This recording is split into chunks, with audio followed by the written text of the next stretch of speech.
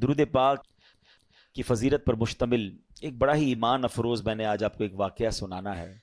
بزرگان دین نے اپنی کتاب میں اس واقعے کو بڑے شان سے نقل کیا ہے۔ ماجرا یہ تھا کہ ایک شخص تھا، بڑا نیک تھا مگر غریب بھی تھا، بال بچوں والا بھی تھا، غریب بھی تھا۔ اچانک رات کو اس کی آنکھ کھلی تو دیکھا بچے رو رہے ہیں۔ بچوں سے پوچھا کہ کیوں رو رہے ہو؟ تو انہوں نے کہا کہ بابا جان بھوک لگی ہے، کھانے کو کچھ نہیں ہے گھر میں۔ حدیث پاک پہلے سنا دیتا ہوں، پھر اس واقعے کو دوبارہ کنٹینیو کرتا ہوں۔ حدیث پاک کا مضمون ہے، میرے آقا علیہ الصلوۃ والسلام فرماتے ہیں، حدیث پاک کا خلاصہ ہے، جو کوئی شخص پریشانی میں ہو، مصیبتوں میں ہو، اسے چاہیے کہ مجھ پر کثرت سے درود پڑھے کہ درود پاک پریشانیوں اور مصیبتوں کو لے جاتا ہے۔ تو اب آپ ذرا غور کیجئے کہ درود پاک پریشانی اور مصیبتوں کو دور کرتا ہے۔ اب اس کے پاس پریشانی تھی، کھانے کو بھی کچھ نہیں تھا، تو اس نے کیا کیا؟ اپنے بچوں کو کہا دیکھو کھانے کو تو کچھ نہیں ہے، ایسا کرتے ہیں آؤ سب مل کر نبی پاک علیہ الصلوۃ والسلام پر درود پاک پڑھنا شروع کر دیتے ہیں۔ اپنی فیملی کے ساتھ، اپنے بچوں کے ساتھ اس نے درود پاک پڑھنا شروع کر دیا۔ درود پڑھتے پڑھتے پڑھتے اس کی آنکھ لگ گئی۔ آنکھ تو لگی، آنکھیں تو بند ہوئیں، مگر قسمت جاگ اٹھی۔ سرکار دو عالم صلی اللہ تعالی علیہ وسلم خواب میں تشریف لائے اور میرے آقا نے فرمایا کہ فلاں شخص کے پاس جاؤ اور اس سے کہو کہ جو اللہ نے تمہیں دیا ہے اس میں سے میری مدد کرو، تمہارے لیے جو دعا کی گئی تھی وہ قبول ہو گئی ہے۔ یہ شخص اٹھا اور اٹھنے کے بعد اس نے سوچا کہ جس کی طرف بھیجا جا رہا ہے وہ تو مسلمان نہیں ہے، وہ تو مجوسی ہے۔ مجوسی کہتے ہیں فائر ورشپر کو، آگ کی پوجا کرنے والے۔ کنفیوز کہ نبی پاک مجھے اچھا سلام بھی دیا تھا کہ پیارے آقا علیہ السلام نے فرمایا میرا سلام بھی دینا اسے، کہ پیارے آقا ایک غیر مسلم کو سلام بھجوائیں گے اور مجھے اس کے پاس بھیجیں گے؟ کنفیوز، درود پاک پڑھتے پڑھتے پھر سو گیا۔ پھر سویا تو پیارے آقا علیہ السلام خواب میں تشریف لائے، فرمایا میرا اشارہ اسی کی طرف ہے، جا کر میرا سلام دو اور اس کو کہو تمہیں جو اللہ نے دیا اس میں سے میری مدد کرو، اور تمہارے لیے جو دعا مانگی گئی تھی وہ قبول ہو گئی ہے۔ اگین ویری کنفیوزڈ کہ یار پیارے آقا ایک مجوسی کو، ایک غیر مسلم کو سلام بھجوا رہے ہیں۔ اچھا نبی پاک کا خواب میں دیدار کا فارمولہ آج سمجھ لیجئے۔ اللہ پاک ہم سب کو دیدار مصطفیٰ نصیب فرمائے صلی اللہ علیہ وسلم۔ علماء فرماتے ہیں کہ اگر کسی کو خواب میں پیارے آقا کے علیہ الصلوۃ والسلام کی زیارت ہوئی ہے نا، یعنی اس کا بھی ایک طریقہ ہوتا ہے، یا تو نبی پاک علیہ الصلوۃ والسلام خواب میں آ کر خود ارشاد فرما دیتے ہیں، اپنا نام ارشاد فرماتے ہیں، یا کوئی خواب میں بتاتا ہے کہ جناب رسول اللہ علیہ الصلوۃ والسلام ہیں، تو جس نے نبی پاک کو دیکھا اس نے پیارے آقا ہی کو دیکھا، شیطان نبی پاک کی صورت میں نہیں آ سکتا۔ اب اس بندے کو یہ مسئلہ پتا تھا کہ یار خواب میں اگر پیارے آقا علیہ الصلوۃ والسلام کا دیدار ہوا ہے تو ہے تو یہ جناب رسول اللہ علیہ الصلوۃ والسلام۔ اب یہ جناب ڈھونڈتا ڈھونڈتا اس مجوسی کے پاس، اس فائر ورشپر کے پاس پہنچ گیا۔ جب پہنچا تو وہ one of the billionaire of that time تھا، بہت پیسے والا آدمی تھا، اس کا بڑا سا محل تھا، بڑا سا گھر تھا، نوکر چاکر تھے، بزنس میٹنگ چل رہی تھی۔ اس نے جا کر کہا مجھے آپ سے خاص بات کرنی ہے۔ کیا کہیے؟ کہا اکیلے میں کرنی ہے۔ اکیلے میں بیٹھے، کہا ہمارے آقا، ہمارے آخری نبی صلی اللہ تعالی علیہ وسلم نے آپ کو سلام کہا ہے۔ تو مجوسی کہتا ہے آپ کے نبی کون ہیں؟ اب ذرا سنیے گا، وہ کہتا ہے آپ کے نبی کون ہیں؟ کہا ان کا نام جناب محمد صلی اللہ تعالی علیہ وسلم ہے۔ تو کہا میں تو ان کو نہیں جانتا اور میں تو ان کو مانتا بھی نہیں ہوں۔ اب آپ سمجھیے گا بات کو کہ وہ کہتا ہے نہ میں ان کو جانتا ہوں نہ میں ان کو مانتا ہوں۔ کہا نہیں، مجھے میرے نبی علیہ الصلوۃ والسلام نے آپ کے پاس بھیجا ہے، آپ ہی کے بارے میں اشارہ تھا، آپ کو سلام دینے کا بھی کہا ہے، اور آپ کے لیے ایک بات یہ بھی فرمائی کہ آپ کے لیے جو دعا مانگی گئی تھی نا وہ قبول ہو گئی ہے۔ کہتا ہے اچھا تم اللہ کی قسم کھا کر کہہ سکتے ہو کہ تمہارے نبی نے بھیجا ہے؟ کہا میں رب کی قسم کھا کے کہتا ہوں، مجھے میرے نبی نے ہی آ کر کہا ہے۔ کہا اچھا۔ اب اس کا ہاتھ پکڑا اور اپنے گھر کے اندر لے گیا۔ چھت پر لے جانے کے بعد کہتا ہے اپنا ہاتھ دو، ہاتھ پکڑ کر کہتا ہے مجھے کلمہ پڑھا اور مسلمان کرو۔ اشہد ان لا الہ الا اللہ واشہد ان محمدا عبدہ ورسولہ۔ اس نے کلمہ پڑھا، مسلمان ہو گیا۔ مسلمان ہونے کے بعد اس نے اپنے بیٹے کو بلایا، بیٹے کو کہا بیٹا دیکھو میں مسلمان ہو گیا ہوں، اگر تم مسلمان ہوتے تو ٹھیک ہے ورنہ تمہارا میرا آج سے رشتہ ختم۔ بیٹا کہتا ہے بابا جان آپ مسلمان ہو گئے، میں بھی کلمہ پڑھتا ہوں، کلمہ پڑھ کے وہ بھی مسلمان ہو گیا۔ اب جتنے لوگ اس گھر میں بزنس کرنے آئے تھے، لیتی دیتی کرنے آئے تھے، پیسے وصول یا بزنس میٹنگ چل رہی تھی، سب کو اس نے پتہ کیا کہا؟ کہا دیکھو بھائیو میں مسلمان ہو گیا ہوں، تم میں سے بہت سارے وہ لوگ ہیں جن کے اوپر میرے پیسے نکلتے ہیں، آج جو مسلمان ہوگا سارے پیسے معاف، اور جو مسلمان نہیں ہوتا میرے پیسے دو، تمہارا میرا کاروبار ختم۔ بڑی تعداد میں لوگوں نے کلمہ پڑھا، وہ بھی مسلمان ہو گئے۔ اپنی بیٹی کو بلایا، بیٹی کو کہا بیٹی دیکھو میں بھی مسلمان ہو گیا ہوں, تمہارا بھائی بھی مسلمان ہو گیا ہے, اگر تمہیں بھی مسلمان ہونا ہے تو مسلمان ہو جاؤ. اچھا, بدقسمتی کی بات یہ ہے کہ مجوسی جو ہوتے ہیں نا, ان کے اندر بھائی بہن کی شادی کی اجازت ہوتی ہے, وہ بھائی بہن شادی کرتے ہیں معاذ اللہ. تو تھوڑے دنوں پہلے ہی بھائی انہی بھائی بہن کی شادی کی تھی اس نے, تو بہن کہتی ہے کہ بابا جان جب سے شادی بھائی کے ساتھ ہوئی میرا دل مطمئن نہیں تھا, واقعی یہ بات درست نہیں ہے کہ بھائی سے شادی ہو, میں بھی کلمہ پڑھتی ہوں, کلمہ پڑھ کر وہ بھی مسلمان ہو گئے. اب وہ جو بندہ پیغام لے کر کے آتا کہتا ہے رکے تو صحیح, مجھے تو بتائیں بات کیا ہے, ابھی تھوڑی دیر تو پہلے آپ کہہ رہے تھے میں ہمارے نبی کو نہیں جانتا, تمہارے نبی کو نہیں جانتا, اب سارے کلمہ پڑھی جا رہے ہیں, مجھے تو بتائیں یہ راز کیا ہے. وہ کہتا ہے اب میں تمہیں بتاتا ہوں بات کیا ہے. کہتا ہے بات یہ ہے کہ کچھ دنوں پہلے ہی اپنی بیٹی اور بیٹے کی میں نے شادی کی, بہت بڑی دعوت کی, بہت بڑا کھانا کیا, پورے شہر کے لوگ آئے, بہت دھوم دھڑکا کیا ہم نے. جب رات تھک ہار کے میں اپنے کمرے میں سویا تو مجھے بالکل گھر کے برابر والے گھر سے رونے کی آواز آئی. میں نے کان لگائے تو بچیاں تھیں اور کہہ رہی تھی امی جان یہ ہمارے پڑوسی نے ہمارے ساتھ اچھا نہیں کیا. ماں کہتی کیا ہوا؟ کہا امی جان اتنے اچھے اچھے کھانے بنائے, ساری رات خوشبو آتی رہی, ہمیں کھانا نہیں بھجوایا, ہم بھوکی سو گئیں, حالانکہ ہم اللہ کے آخری نبی صلی اللہ علیہ وسلم کی اولاد میں سے ہیں. وہ سید فیملی تھی.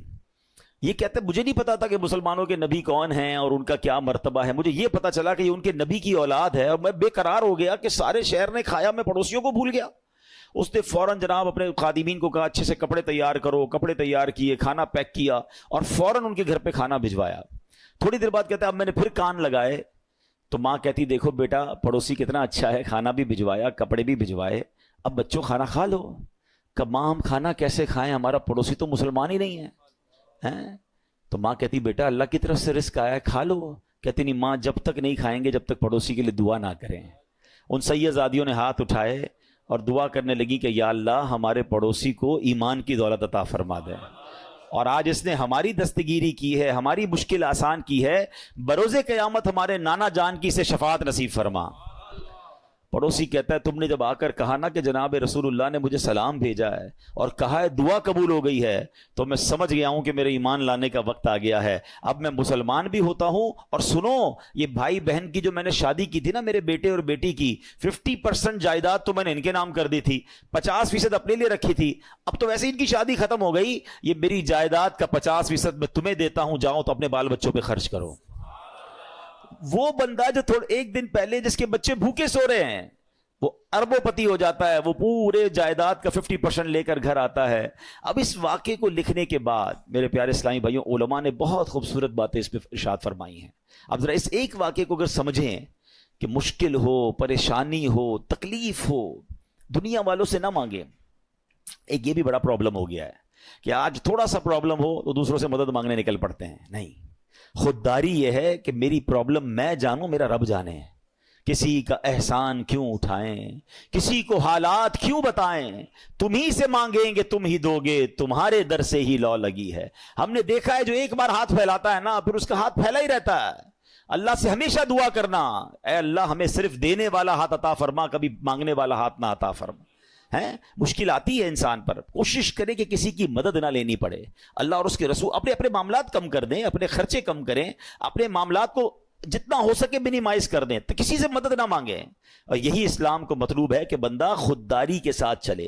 اور پھر سبحان اللہ درود پاک کیسا وظیفہ ہے کہ پھر غیب سے مدد ہوتی ہے. جب بندہ اللہ اور اس کے رسول کی طرف توجہ کرتا ہے نا, شاعر کہتے ہیں نا ہر درد کی دوا ہے, ہر درد کی دوا ہے صلی علی محمد, تعویذ ہر بلا ہے صلی علی محمد صلی اللہ علیہ وسلم. تو ہمیں درود پاک کثرت سے پڑھنا ہے. اور ادھر امیر آدمی کے ساتھ کیا ہوا کہ آل رسول کی خدمت, سید زادگان کی خدمت کی تو اللہ نے اسے ایمان کی دولت عطا فرما دی. تو یہ بھی اپنی زندگی کا حصہ بنائیں. میں مشورہ دوں گا میرے پیر و مرشد امیر اہل سنت, فاؤنڈر آف دعوت اسلامی, مولانا محمد الیاس عطار قادری صاحب بڑی پیاری توجہ دلاتے ہیں. آپ فرماتے ہیں جس نبی کے در کا صدقہ ہم کھاتے ہیں نا, ان کی آل کی خدمت کیا کرو, وہاں سے اور عطا کیا جائے گا. تو ہمیں کیا کرنا چاہیے, اپنی انکم کا پاسبل ہو نا تو 1%, 2% جتنی اللہ نے آپ کو توفیق دی ہے وہ فقط سید صاحبان کے لیے الگ رکھ لیں. اپنے آفس میں ایک اکاؤنٹ کھولیں کہ جناب میری جتنی انکم ہوگی میں اتنا % جو ہے وہ آل رسول کی خدمت کروں. آپ یہ کر کے دیکھیں, آپ حیران ہو جائیں گے آپ کی روزی پہ کتنی برکت آنا شروع ہو جاتی ہے. میں آپ کو اس کو لاجیکلی سمجھاتا ہوں. کوئی آپ کا دوست ہو, آپ کے گھر پہ آئے, آپ کے بچوں کو تحفہ دے, اور بار بار آپ کے بچوں کو گفٹ بھجواتا رہے، آپ کے بچوں کے لیے خیر خواہی کا اظہار کرے، آپ کے بچوں کا خیال رکھے، آپ کو کیسا لگتا ہے کہ ارے میرے بچوں سے کتنا پیار کرتا ہے؟ بچے تو پیار کرتے ہی کریں گے آپ کے اس دوست سے، آپ کو بھی پیار ہو جائے گا۔ مجھے بتائیں نا، کوئی امتی جب نبی پاک کے بچوں سے پیار کرے گا، آقا کی آل کی خدمت کرے گا، تو نبی پاک کو کتنا پیارا لگے گا وہ ہیں؟ پھر وہاں سے ایک نگاہ رحمت ہونی ہے نا۔ سارے بگڑے گا ہم سبر جانے ہیں۔ بریلی کے تاجدار اعلی حضرت یہی تو سمجھاتے ہیں کہ تیری نسل پاک میں ہے بچہ بچہ نور کا، تیری نسل پاک میں ہے بچہ بچہ نور کا، تو ہے عین نور، تیرا سب گھرانہ نور۔ سرکار کی آل کی خدمت یہ بہت بڑی سعادت ہے۔ کوئی ایک فیملی ڈھونڈ لیں، کوئی ایک خاندان ڈھونڈ لیں اور بس اس کو باندھ لیں کہ بھئی اب میں نے اس کی خدمت کرنی ہے۔ یہ سمجھ لیں آپ اس کی خدمت نہیں کر رہے ہیں، یہ آپ اس کو پیش کر رہے ہیں اور اس کی برکتیں آپ کو ملنا شروع ہو جائیں گی۔ دیکھیں سید صاحبان کا ایک مسئلہ بھی سمجھ لیں۔ آج کے دور میں پرابلم یہ، لوگ پہلے تو زکوٰۃ پوری نہیں نکالتے، زکوٰۃ کے علاوہ پیسے ویسے نہیں دیتے، اب سیدوں کو زکوٰۃ ویسے نہیں لگتی، وہ تو مال کا میل ہے نا، میل دو گے کیا مال کا سرکار کی آل کو؟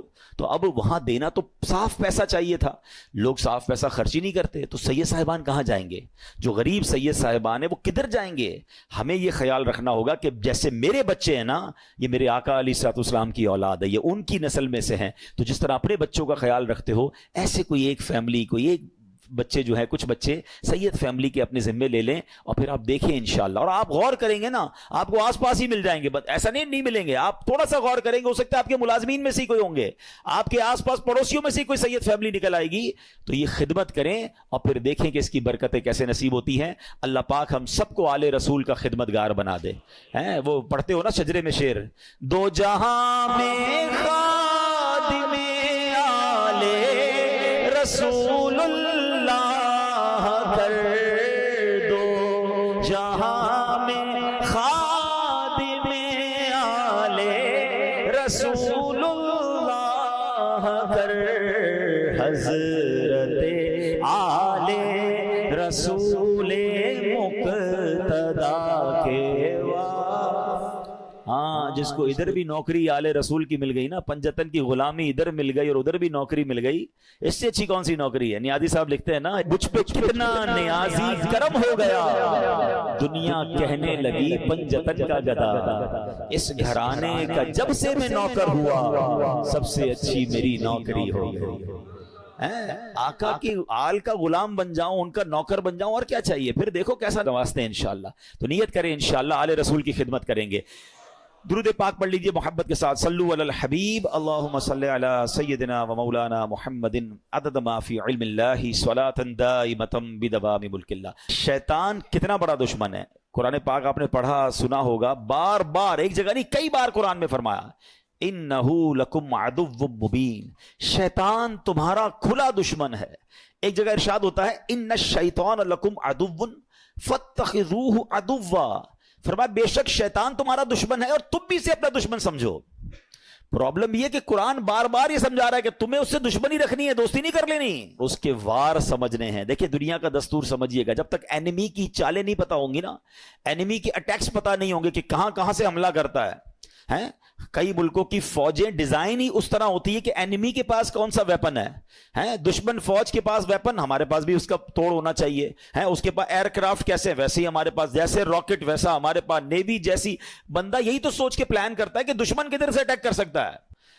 تو شیطان کو تو اللہ قرآن میں فرما رہا ہے تمہارا دشمن، اور تم بھی اسے دشمن سمجھو۔ مگر بدقسمتی یہ ہے کہ بہت بڑی تعداد جو ہے وہ شیطان سے دشمنی نہیں دوستی کر لیتے ہیں۔ کتنی بری بات ہے، اللہ کا بھی دشمن ہے، ہمارا بھی دشمن ہے، اور اس سے دوستی کر رہے ہیں۔ قرآن میں ایک جگہ رب ارشاد فرماتا ہے، افتتخذونہ وذریتہ اولیاء من دونی وہم لکم عدو بئس للظالمین بدلا، فرمایا تو اے لوگوں کیا تم اسے اور اس کی اولاد کو میرے سوا دوست بناتے ہو، حالانکہ وہ تمہارے دشمن ہیں، ظالموں کے لیے کیا ہی برا بدلہ ہے۔ اللہ فرماتا ہے وہ تمہارے دشمن ہے، دوست مت بنانا۔ اور یہ اتنا خطرناک دشمن ہے، اتنا مکار دشمن ہے، اس کے ایسے ایسے وار ہیں آپ حیران ہو جائیں گے۔ شیطان کبھی ادھر سے حملہ کرتا ہے، کبھی ادھر سے۔ اچھا پرابلم یہ کہ ایک تو شیطان کو پہلے سیویئر دشمن سمجھنا شروع کر دیں۔ مثال کے طور پہ آپ کو کوئی یہ کہہ دے کہ یار ایک بندہ ہے، اس نے پلان کیا ہے کہ آپ کو مار دے گا، آپ بتائیں کہ آپ سکون سے سو جائیں گے؟ آپ پریشان ہو جائیں گے کہ اچھا میری جان لینا چاہتا ہے، ہاں وہ اس نے بنا پلان کیا ہوا ہے کہ آپ کو اڑا دے گا، اب آپ پولیس کے پاس جائیں گے, آپ اپنے گارڈز رکھنے کی کوشش کریں گے, معلومات کریں گے یار اس کا پلان کیا ہے, کیسے اٹیک کرے گا. دنیا میں کوئی میری جان لینا چاہے, جان لے سکے نہ لے سکے, میری نیند تو اڑا دیتا ہے.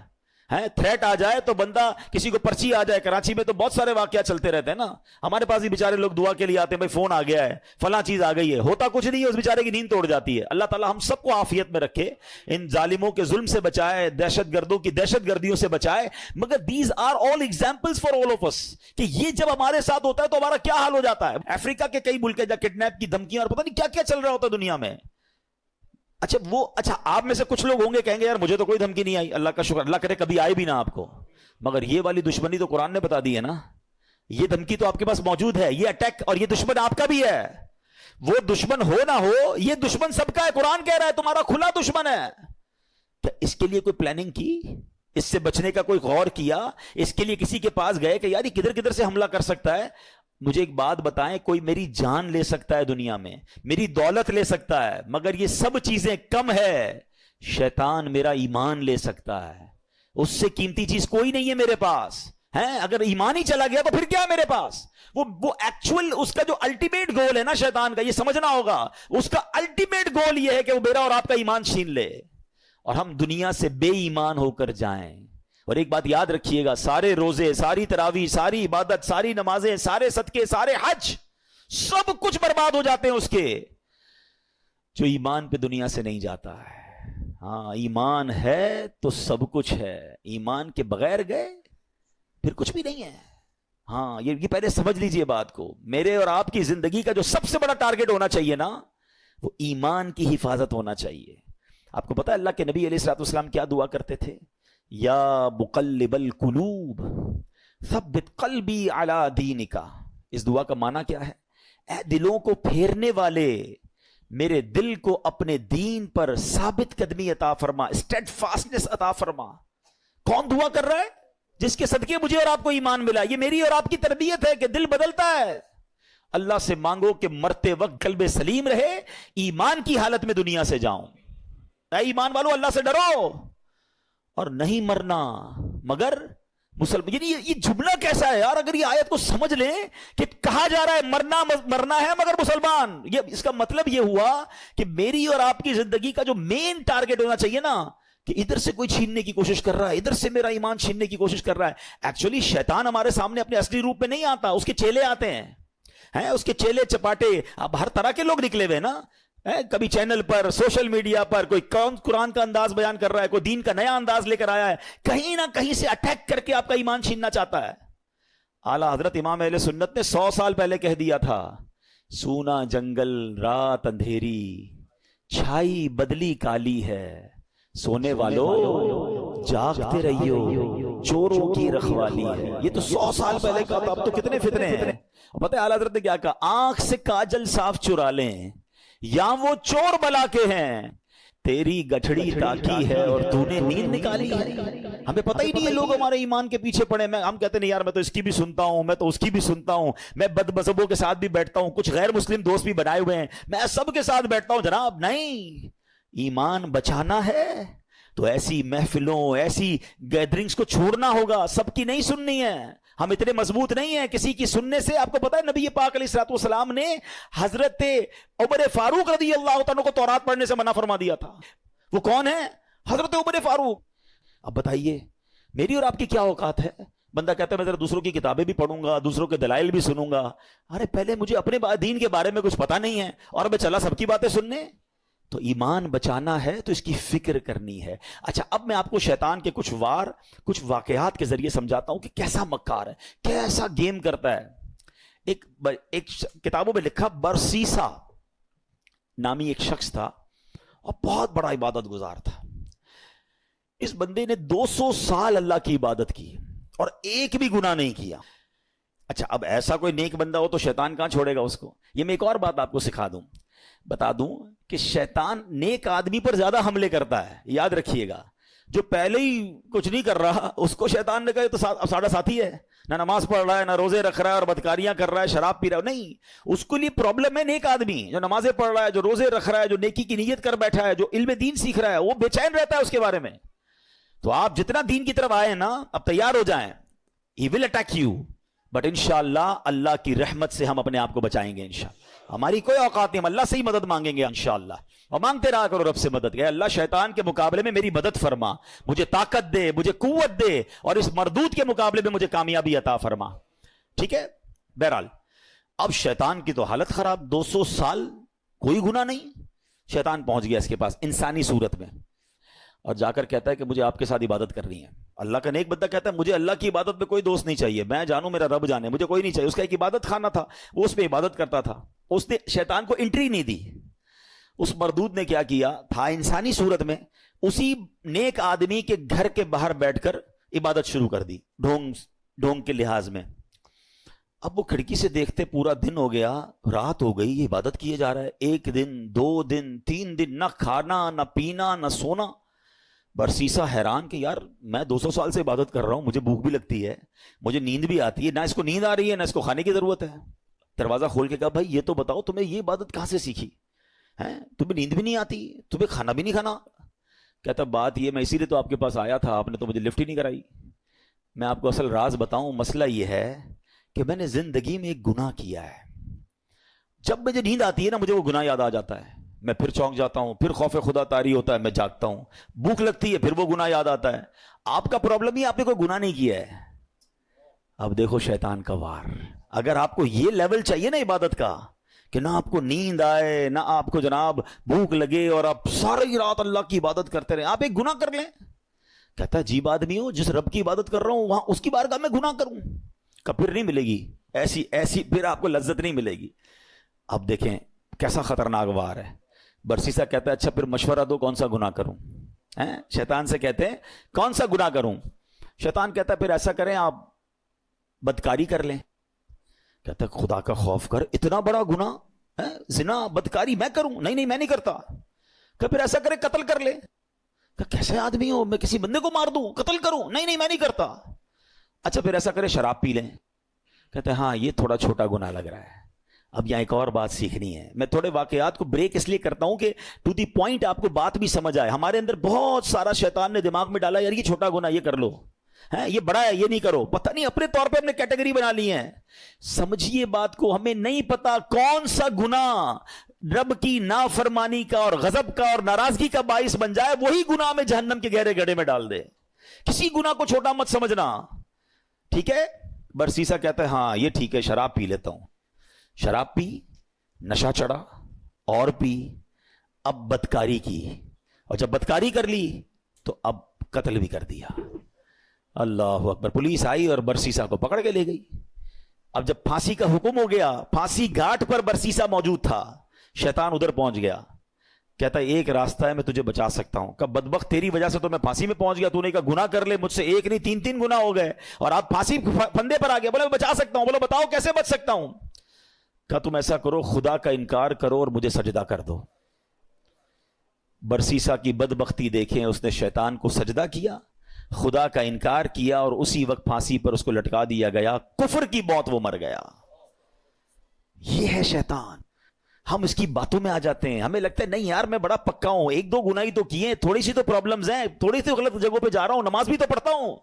वो यूं ही ले जाता है, वो एक एक करके स्टेप बाय स्टेप हम पे अटैक करता है। एक हदीस पाक याद रखिएगा, ये जो नौजवान और हम सब इस पे मुब्तला है बदकिस्मत, हम सब ने कुछ ना कुछ गुनाह पाले हुए हैं, नेकियां भी कर रहे हैं गुनाह भी कर रहे हैं, कुछ आदतें गंदी हैं जो दिल में लगी हुई हैं, वो नहीं छूटती नहीं है। मैं आपको प्रॉब्लम बताऊं क्या है, पहले हदीस सुन ले फिर आपको प्रॉब्लम समझाता हूं। हदीस पाक का खुलासा है, जब बंदा एक गुनाह करता है ना, उसके दिल पर एक सिया नुक्ता लगा दिया जाता है, दूसरा करता है तो दूसरा नुक्ता हो जाता है, तीसरा करता है तीसरा हो जाता है, एक वक्त आता है कि उसका पूरा दिल ही सिया हो जाता है। अब उस पर हिदायत की कोई बात असर नहीं करती है। अब प्रॉब्लम पता है क्या है, हम में से कई ऐसे हैं नमाजें भी पढ़ रहे हैं, बाजू का तिलावत भी कर रहे हैं, रोजे भी रख रहे हैं, मगर हराम काम भी साथ कर रहे हैं। कोई बदरिगाई कर रहा है, कोई बुरी दोस्तियां लगाए बैठा है, माद अल्लाह कोई और गलत काम कर रहा है। हम ये दोनों चीजों को साथ लेके चल रहे हैं। एक बात याद रखिएगा, दिल है ना ये प्याले की मानिंद है। इस प्याले में आप गंदगी भी डाल रहे हैं और दूध भी डाल रहे हैं। दूध का क्या हाल हो रहा होगा, किसी प्याले में शरबत में आप पेशाब भी डालें, थोड़ा सा गोबर भी डालें और फिर रूह अफ़ज़ा भी डाल दें, शरबत भी डाल दें, तो क्या बनेगा, उसका बेड़ा गर्क ही हो जाएगा ना। ये जो मुझे और आपको सजदों की लज्जत नहीं मिल रही ना, مجھے اور آپ کو جو عبادت کا نور نہیں مل رہا, میری آنکھوں سے جو آنسو نہیں بہ رہے, مجھے دعا کا جو لطف نہیں آ رہا, اس کی بڑی وجہ یہ ہے ہم نماز تو پڑھ رہے ہیں مگر گناہ نہیں چھوڑ رہے. جس دن آپ نے گناہ چھوڑے, اس پیالے کو صاف کیا, اس دل کو کلین کیا, آپ کو ہر سجدہ انشاءاللہ برکت عطا فرمائے گا. آپ دعا کرو گے, آپ کے آنسو بہیں گے, آپ درود پڑھو گے, آپ مدینے کی یاد میں کھو جاؤ گے, کیونکہ عبادت کا نور ملنا شروع ہو جائے گا. ہم دونوں چیزوں کو ساتھ لے کر چل رہے ہیں, ظلمت اور نور ساتھ نہیں چلتے. پہلے دل کو ان گندگیوں سے پاک کریں, پھر دیکھیں آپ کو عبادت کا نور کیسے ملتا ہے.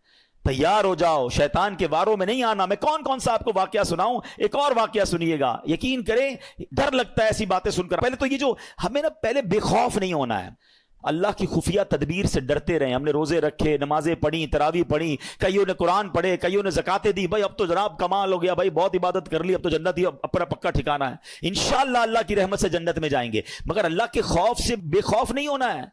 ایمان کی حفاظت کی فکر کرنی ہے. سیدی اعلیٰ حضرت امام اہل سنت فرماتے ہیں کہ علماء فرماتے ہیں جس کو سلب ایمان کا خوف نہ ہو, ایمان کے چھن جانے کا خوف نہ ہو, نزا کے وقت اس کا ایمان چھن جانے کا شدید خطرہ ہے.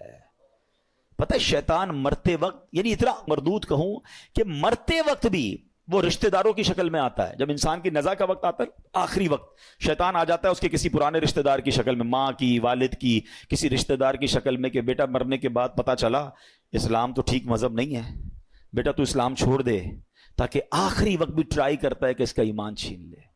اب بتائیں ہم اس سے دوستی کریں گے جو میرا ایمان چھیننا چاہتا ہے, یا اس کے لیے کانشیس ہو جائیں گے, تیار ہو جائیں گے کہ اس کی باتیں نہیں ماننی ہیں. حضرت امام ابو محمد فرماتے ہیں 3 بڑے عبادت گزار شخص تھے, حج کے لیے روانہ ہوئے. راستے میں ایک غیر مسلموں کی بستی میں قیام کیا. یہ بری صحبتوں کی آپ کو ایک نحوست بھی بتاتا ہوں. بندہ پتہ نہیں کبھی کہاں رہتا ہے, کبھی کن کے ساتھ رہتا ہے, سوچتا بھی نہیں ہے. غیر مسلموں کی بستی میں رہے. اب اس تینوں میں سے ایک بندے کی ایک عورت پہ نظر پڑی, ایک لڑکی پہ نظر پڑی, بڑی خوبصورت تھی. اس کا اس پہ دل آ گیا. ساتھیوں سے کہتا تم جاؤ حج پر, میں ذرا پیچھے آتا ہوں. کسی بہانے سے خود رک گیا, وہ ساتھی روانہ ہو گئے. یہ پہنچ گیا اس کے والد کے پاس کہ مجھے تمہاری بیٹی سے شادی کرنی ہے. کہا میری بیٹی کا مہر تم ادا نہیں کر سکو گے, بہت ہیوی ہے, بہت مہنگا ہے. کہا بتاؤ تو صحیح کیا ہے. کہا مہر یہ ہے کہ تم اسلام چھوڑ دو اور غیر مسلم ہو جاؤ. ساری زندگی جس کی عبادت میں گزری, شیطان نے ایسا حملہ کیا, عورت کا ایک ایسا جال پھینکا اس کے دل پر کہ اس شخص نے اسلام کو چھوڑا اور غیر مذہب اختیار کر لیا. حج پہ جا رہا تھا, سفر کون سا تھا, حج کا.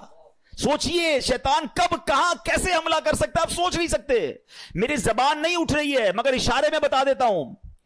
طواف کے دوران کیا کچھ ہوتا ہے, ایسی باتیں سامنے آئی ہیں کہ زبان بھی نہیں اٹھتی کہ یار ادھر بھی. لیکن شیطان, ہم سمجھتے کعبے کے سامنے کچھ نہیں ہو سکتا. آپ اپنے گھر میں سوچ رہے ہو میں محفوظ ہوں, کعبے کے سامنے بہکاتا ہے وہ. ادھر غلط کام ہو جاتے ہیں, چوری پکڑتے ہوئے نہیں پکڑے جاتے حرم کے اندر ہیں. سوچئے شیطان سے کوئی محفوظ نہیں ہے. اپنے آپ کو سیکیور مت سمجھو, اس کی فکر کرنی ہے, دعائیں مانگنی ہے, اس کا علاج کرنا ہے, اور اپنے آپ کو ان بری صحبتوں سے بچانا ہے. اب کیا ہوا, غیر مسلم ہو گیا. تھوڑے عرصے کے بعد اس بندے کا اسی مذہب پہ وصال ہو گیا, یعنی کفر پر ہی مر گیا. وہ جو دوست تھے نا حج پر گئے تھے, کچھ عرصے بعد اس بستی میں آئے کہ یار پوچھے تو صحیح دوست کدھر ہے. کسی نے بتایا اس نے تو مذہب بھی بدل لیا اور اسی مذہب پر, کفر پر اس کی موت بھی ہو گئی. کہا یار قبر ہی بتا دو. قبر پہ گئے تو اس قبر کے کنارے ایک عورت 2 بچوں کے ساتھ بیٹھی رو رہی. عورت سے پوچھا تم کون ہو؟ کہا میں اس کی بیوی ہوں جس کی وجہ سے اس نے میرا مذہب اختیار کیا. دوست رونے لگے اور اس عورت کو بتایا کہ پتہ ہی ہمارا دوست کیسا تھا, کتنی عبادت کرتا تھا, کتنے روزے رکھتا تھا, بہت اللہ کا نیک بندہ تھا, اور دیکھو اس بیچارے کا اس کے ساتھ ہوا کیا کہ ایمان ہی چلا گیا. عورت نے جب یہ سنا کہ میرا شوہر اتنا نیک تھا, اس کے دل میں اسلام کی محبت آئی, وہ عورت کلمہ پڑھ کر مسلمان ہو گئی.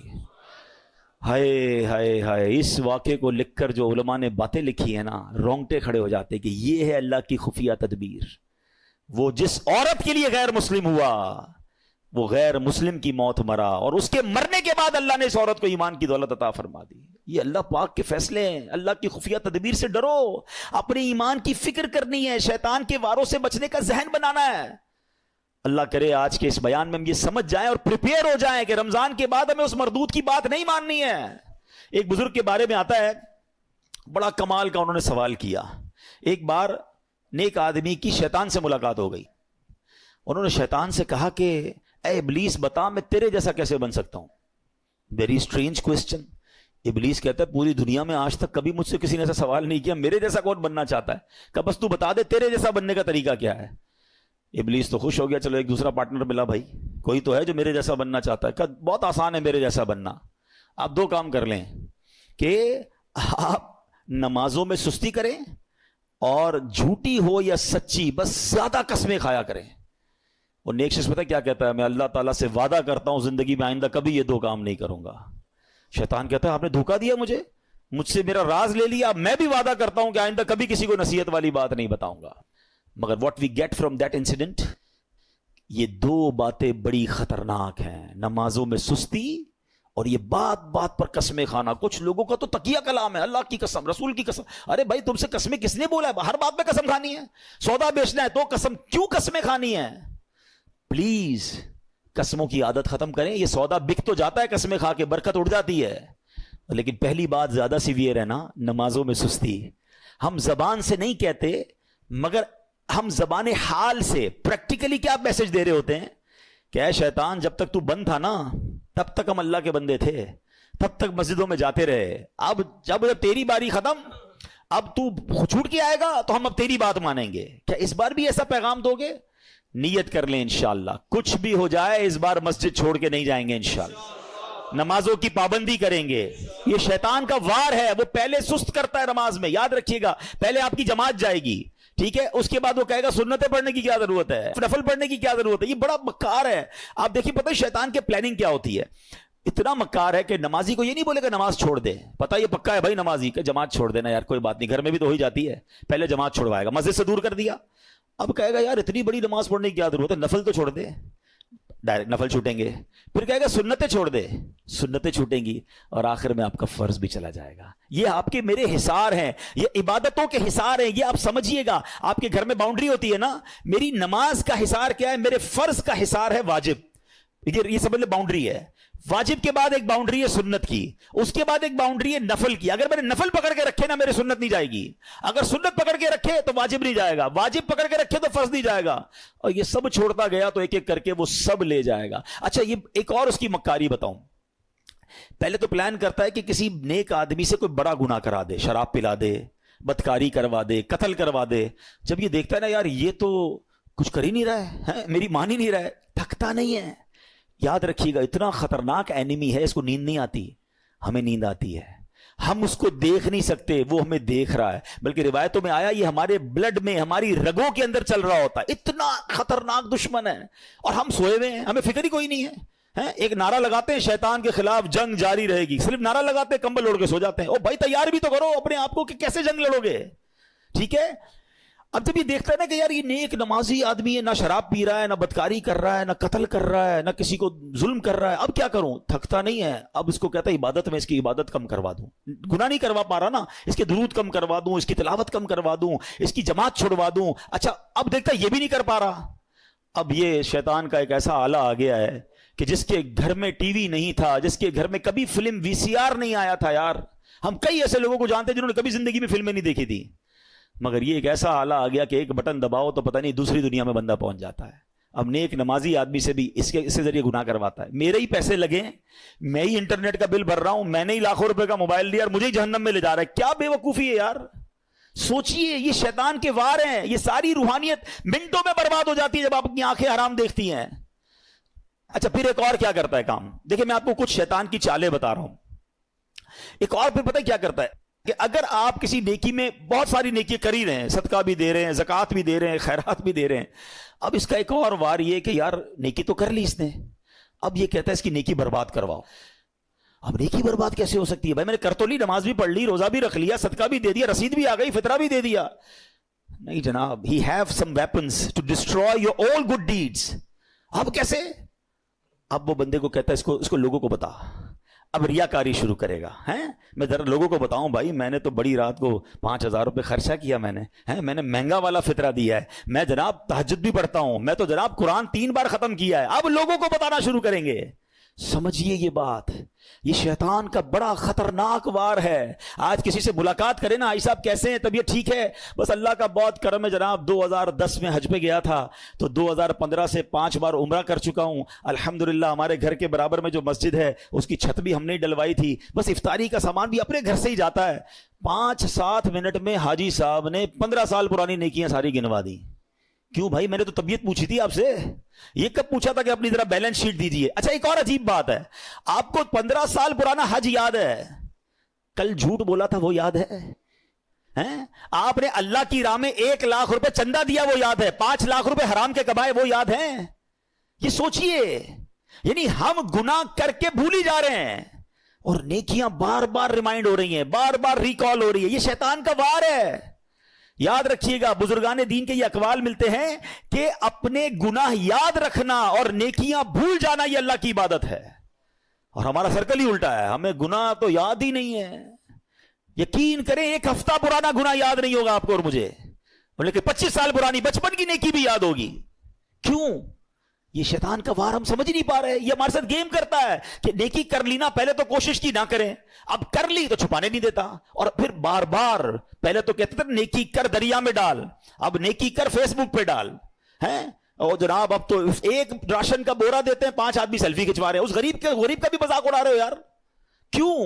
اللہ کی راہ میں دے رہے ہو، لوگوں کو دکھانے کے لیے دے رہے ہو. یہ ہم بہت بڑا لاس کرتے ہیں اپنا، کروڑوں روپے بانٹ کر بھی ثواب نہ ملے. آپ سوچئے، اس کو اس طرح سمجھیے کہ ایک بندہ قیامت کے دن جائے اور اس کو پتا ہو کہ یار اتنے روزے، اتنے حج، اتنی زکاتیں دے کر آیا ہوں، اور اس کو کہا جائے کہ جاؤ ہمارے پاس تمہارے لیے آج کچھ بھی نہیں ہے، ان لوگوں سے مانگو جن کے لیے دکھانے کے لیے کیا تھا. اس سے بڑی مایوسی ہوگی؟ قیامت کے دن کوئی اور طریقہ ہوگا وہ نیکیاں ریگین کرنے کا؟ نہیں، یہ نل اینڈ وائڈ ہو جاتی ہیں نیکیاں. یہ شیطان کا بہت خطرناک وار ہے جو لوگ نہیں سمجھ رہے. لیکن نہیں جناب، ہمیں تو دنیا کو، اچھا صرف خرچے کی بات نہیں ہے، ہر عبادت ہے. طواف کرنے تو وہاں سے لائیو آ رہے ہیں، وہاں سے سیلفیاں بن رہی، کعبے کو پیٹ کر کے دعائیں کر کے دکھا رہے ہیں، گنبد خضرا کو پیٹ کر کے لوگوں. کیوں یہ سب ہو رہا ہے؟ آپ سوچئے، وہ تقدس ان مقامات کو ہم پامال کر رہے ہیں. ہر ہاتھ میں موبائل ہے، عورتیں طواف کر رہی ہیں، آپ دنیا کو دکھانے کے لیے عورتوں کی ویڈیو دنیا کو بھیج رہے ہیں.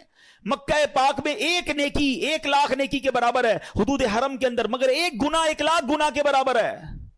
اچھا لوگوں کو یہ بھی عقل نہیں ہے کہ اپنے گھر والوں کو کہتے ہیں میں تمہیں کعبہ دکھا رہا ہوں. ارے گھر والوں کی تو ویڈیو بند کر دو. آپ کی گھر کی عورت دنیا پیچھے طواف کرتے ہوئے اس کو دیکھ رہی ہے، وہ کس حالت میں بستر پر بیٹھی سوئی. اچھا گھر کا کوئی فرد بیٹھا ہے، کیوں؟ مطلب اتنا بھی سینس نہیں ہے یار.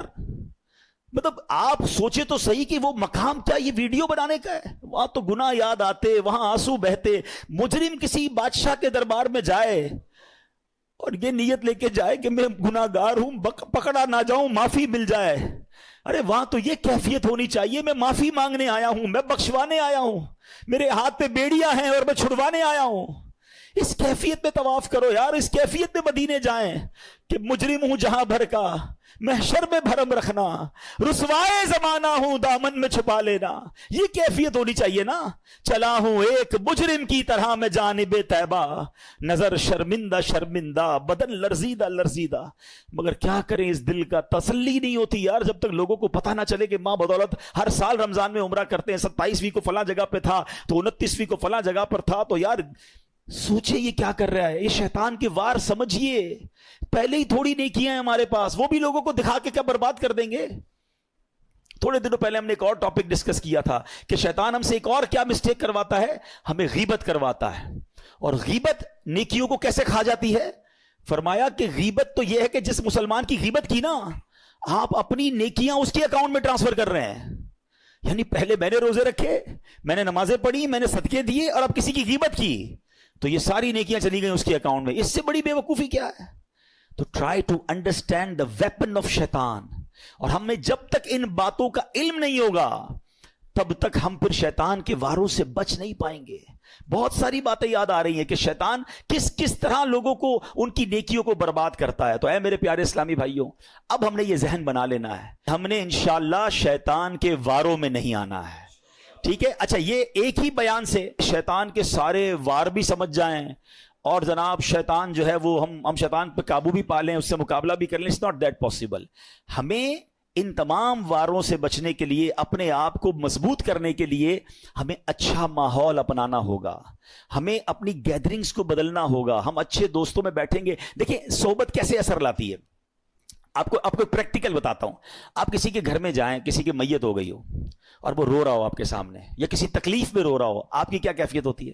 آپ کی بھی آنکھیں نم ہو جاتی ہیں، آپ باہر نکل کے بھی دل افسردہ ہوتا ہے۔ آپ کے ساتھ تو کچھ نہیں ہوا جناب، مگر کسی کو افسردہ دیکھا، آپ پر اثر پڑا نا۔ کسی کے گھر جائیں، بچہ پیدا ہوا ہے یا اس کو کوئی بہت اچھا تحفہ ملا ہے، یا وہ بہت خوش ہے، آپ کا دوست خوشی خوشی میں خوشیاں منا رہا ہے، آپ کے چہرے پہ کیا ہوگا؟ مسکراہٹ آ جائے گی نا۔ آپ کو تو نہیں ملی خوشی، مگر کسی کو خوش دیکھا تو خوشی نے دل پہ اثر کیا۔ ایسا ہی ہوتا ہے۔ بالکل اسی طرح جب گناہ گاروں کی محفل میں بیٹھیں گے نا، بدکاروں کی محفل میں بیٹھیں گے، حرام کام کرنے والوں کی محفل میں بیٹھیں گے، دل پر اثر ہوگا۔ اور سبحان اللہ جب نیکوں کی محفل میں بیٹھیں گے، ذکر و اذکار کی محفل میں بیٹھیں گے، درود و سلام کی محفل میں بیٹھیں گے، یقیناً دل پر اثر ہو۔ ابھی دیکھیں آپ کی میرے دل کی کیفیت کیا ہے۔ اللہ کے گھر میں بیٹھے 1 گھنٹہ ہو گیا ہے، اٹھنے کو جی نہیں چاہ رہا، باتیں سننے کو۔ کیوں؟ یہ اچھی محفل، اچھی جگہ کی برکتیں ہیں۔ تو اگر آپ اور میں چاہتے ہیں کہ رمضان کے بعد بھی پنکچول رہیں نماز میں، ہم شیطان کے واروں میں گرفتار نہ ہوں، تو اچھی صحبت اپنانی ہوگی۔ الحمدللہ دعوت اسلامی کا ماحول ہے۔ مدنی چینل سے کنیکٹ ہو جائیں، دعوت اسلامی کے مدنی قافلوں میں سفر کریں تو انشاءاللہ برکتیں ملیں گی۔ شیطان کے واروں سے بچنے کے لیے ایک وظیفہ اعوذ باللہ من الشیطان الرجیم، یہ بار بار پڑھتے رہا کریں۔ یہ انشاءاللہ آپ جتنا پڑھیں گے، اللہ نے چاہا شیطان کے واروں سے بچنا آسان ہو جائے گا۔ اللہ پاک ہم سب کو شیطان کے واروں سے محفوظ فرمائے، اور رمضان کے بعد بھی ہمیں نمازوں کا پابند رکھے۔ نیت کرتے نا انشاءاللہ نماز کوئی بھی قضا نہیں ہوگی۔ اللہ پاک عمل کرنے کی توفیق عطا فرمائے۔ صلو علی الحبیب۔